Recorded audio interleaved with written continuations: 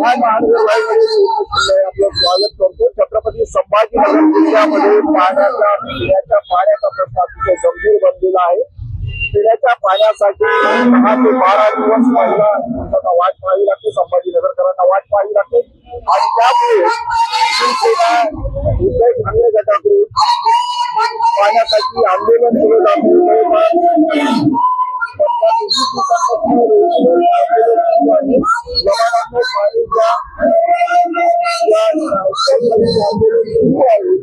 आज पाण्याचा जागर हे आंदोलन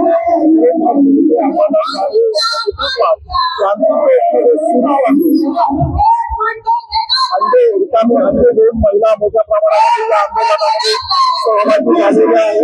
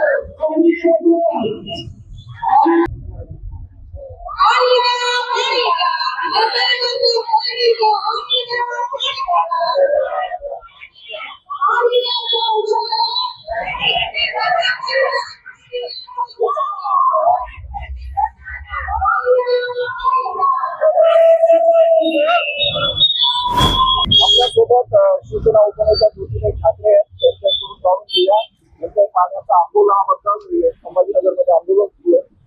मुळात गेल्या 20-25 दिवसापासून संभाजीनगरामध्ये पाण्यासंदर्भात हे आंदोलन सुरू आहे आणि आपल्या सगळ्यांना माहिती आहे की संभाजीनगरच्या संपूर्ण मराठवाड्यामध्ये घशाला लोकांच्या कोरड पडलेली आहे।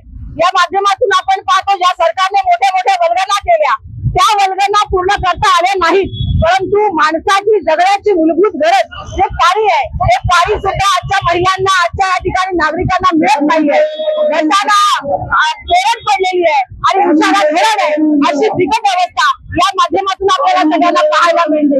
नकारांनी फक्त आश्वासनं देण्याचे काम केलं, मात्र ही आश्वासनं लाडक्या बहिणी संदर्भातली असतील, महिलांच्या सुरक्षिततेसंदर्भातली असतील, पाण्यासंदर्भातली असतील, ज्या काही मूलभूत सुविधा आहेत त्या देण्यासंदर्भातली असतील, एकही आश्वासन या लबाड सरकारला पूर्ण करता आलं नाही।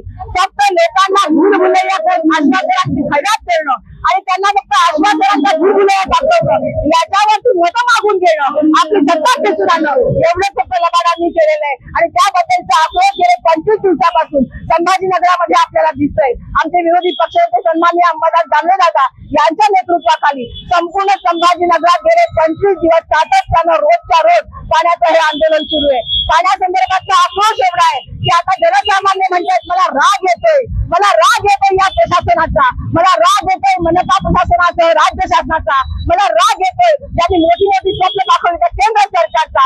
जे सरकार आमच्या लहान लहान मूलभूत गरजा पुरवू शकत नाही असं सरकार या सामान्य जनतेच्या काही कामाचं नाही। हे सरकार कॉन्ट्रॅक्टदारांचं आहे, हे सरकार भांडवलदारांचं आहे, हे सरकार ज्यांच्याकडे पैसा आहे त्यांचं आहे, मात्र आमच्या गोरगरीब जनतेला, या ठिकाणच्या महिलांना, आमच्या नागरिकांना जी मूलभूत गरज पाण्याची आहे ते देण्याची धमक या सरकारमध्ये नाही, ते देण्याची इच्छाशक्ती या सरकारमध्ये नाही आणि त्याबद्दलचा आक्रोश या हंडा मोर्चाच्या माध्यमातून संपूर्ण संभाजीनगरामध्ये आपल्याला आज चौकामध्ये पाहायला मिळतो। शिवसेना ठाकरे गटाच्या वतीनं क्रांती चौकात पाण्यासाठी आंदोलन झालेलं आहे। आता ज्योतिराव ठाकरे शिवसेनेच्या उपनेते यांनी संभाजीनगर जिल्ह्यातील पाण्याच्या समस्येबद्दल सांगितलं आहे।